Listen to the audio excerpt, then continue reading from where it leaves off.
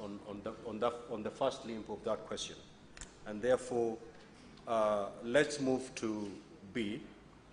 Let us move to B, interrogate B, and then we will give guidance on when the first limb of that question will be responded to. Certainly not today.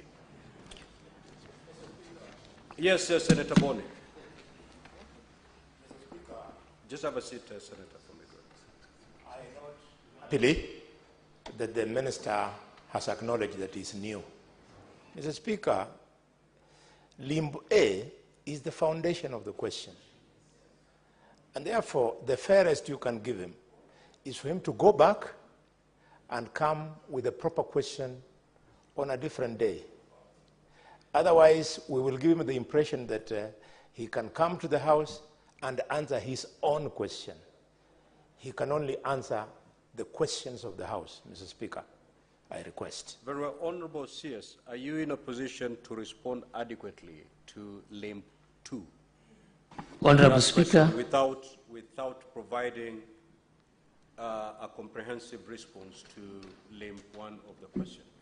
If your answer is yes, I will allow you to proceed. If your answer is no, let us not waste time. Let us just defer this particular question until such a time that you're adequately prepared to respond to it. Just a moment. Yes, Honorable CS. Yes, Honorable Speaker.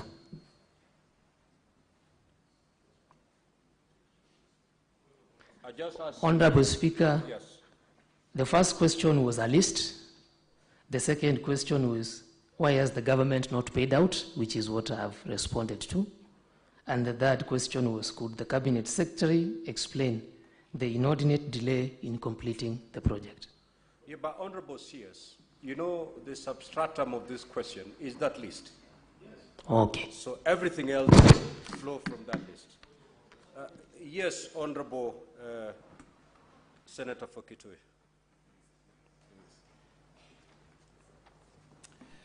Mr. Speaker, it's a sad day. It's a very sad day that a CS has gone on record on the floor of the House that he actually received questions from the Senate, but just read the covering letter. That's what he has said. That actually he just read the covering letter, he did not read the annex that contains the questions, then he went ahead to answer questions based on the covering letter.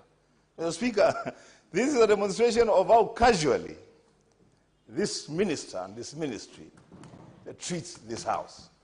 Mr. Speaker, I want to implore you, Mr. Speaker, and I said this before, restore the dignity of this House by requiring the CS to forthwith cease from addressing this House on that matter, to go back and read the question, respond to our questions, then we can engage him. I thank you, Mr. Speaker. Senator Fanarobi. Honorable Speaker, let us not forget that this question was supposed to be responded to a while back. You remember when the minister failed to appear in the House, and I was saying that he's an individual that I do not know at all. It's good that he has shown up today, but Honorable Speaker, you can see the frustration of the people of this country with the sort of leadership that we have. First of all, even when the minister claims that he can respond adequately to the second question, look at the response you have supplied to this House, Honorable CS, that you have consultants doing something in 2012. In 2012, telling you these are the parcels of land that are affected, these are the owners of the land, and this is the amount of money that is required to be paid. You send another consultant years later to do the exact same thing, Honorable Speaker. And then a third exercise to do the same thing. And when he asks the Senator for Migori, why is it taking so long? We are being told there is a verification process. The very same thing that was done in 2012.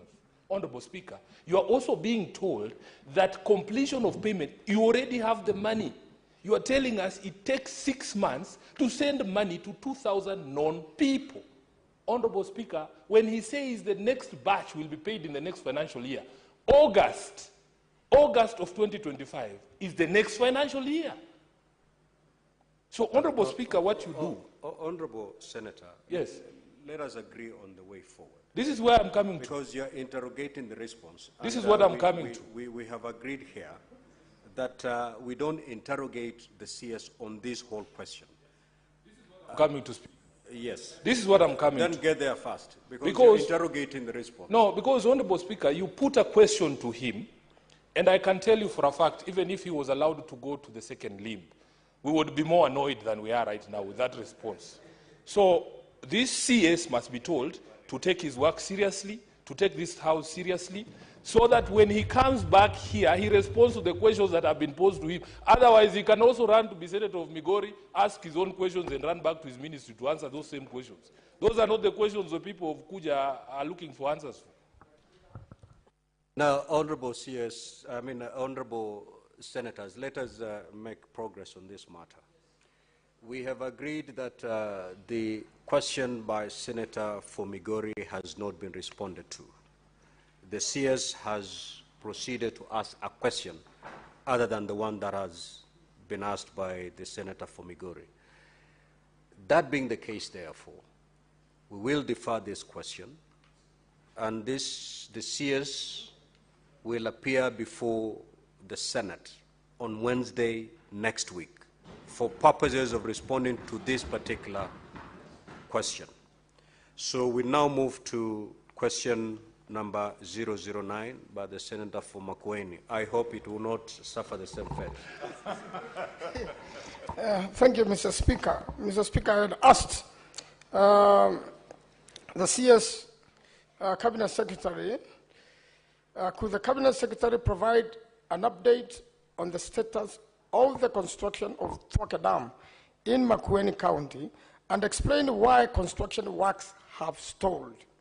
And B, what measures has the government put in place to ensure the timely completion of the dam, and could the Cabinet Secretary give timeline? Thank you, Mr. Speaker. Honorable CS, you may now respond. Thank you, Speaker, and thank you, honorable members. Honorable Speaker, two questions from the honorable member. I'll give first a background on Thwake Dam in Makueni.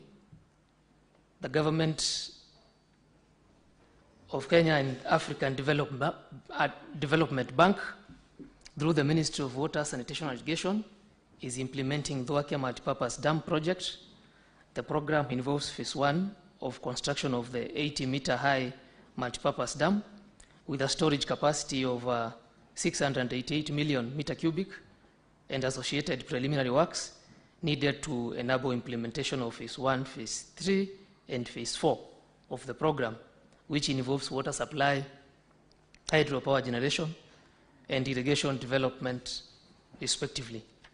The dam is a flagship project under Vision 2030, medium-term plan 2023-2027, and the better services delivery roadmap.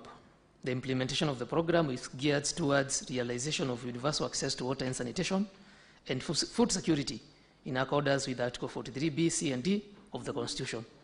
Honorable Speaker, the completion of Thwake Dam construction and implementation of downstream components is critical in the realization of the semi-arid eastern region, economic viability through the harnessing of runoff during the rains, and the release of waters for various uses in Makueni and Kitui counties, among the water supply of around 150,000 meter cubic to 1.3 million people, including water supply to Konza Techno City in Machakos County, generation of 20 megawatts hydropower to boost water supply and distribution. The supply water from the dam for irrigation of around 100,000 acres downstream of the dam.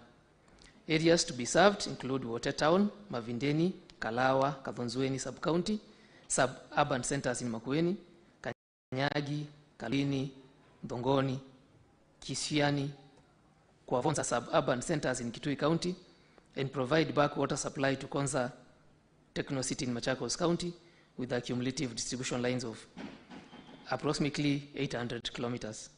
The sanitation services will benefit over 10,000 people in towns of Wote and Kibwezi in Makueni County with a trunk sewer line of 445 kilometers. Honorable Speaker, to respond to question number 1 on the status of construction of Thwake Dam in Makueni, the construction of the 80.5 high Thwake multipurpose dam with a capacity of 688 storage capacity is ongoing, with civil works on dam construction at around 94.2% completion level. The embankment dam filling, which is one of key components of the dam, is recorded at 99%, achieving the required level of elevation of 916 meters above sea level. The last layer was placed on 18th June 2024. The spillway progress stands at 94%, and the upstream and downstream coffer dams are completed and operational.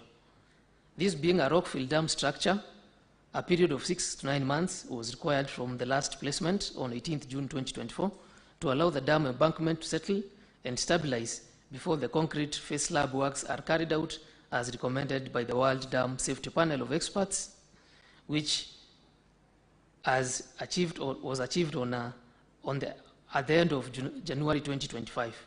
The remaining works are on the concrete face slab placement, which is the plaster, the spillway bridge, and hydromechanical equipment installation. The construction period was expected to end on 7th December 2024. The anticipated completion date of the dam could not be realized because of for the following reasons. There was delays in works progress because of an increase in dam height from 77.5 meters to 80.5 meters to increase storage. Weak foundation of the dam at the riverbed, which was discovered during construction, necessitating excessive excavation and special treatment. There was the pandemic, COVID-19, and Ukraine issues that resulted in scaling down of labor force and lack of explosives in the country. Then there was adequate time required to allow the dam embankment to settle before the concrete slab is done. Honorable Speaker, the increase in dam height and weak foundation at the riverbed section of the dam necessitated additional works, resulting to changes in the cost of the dam construction, which requires additional financing to complete the remaining works.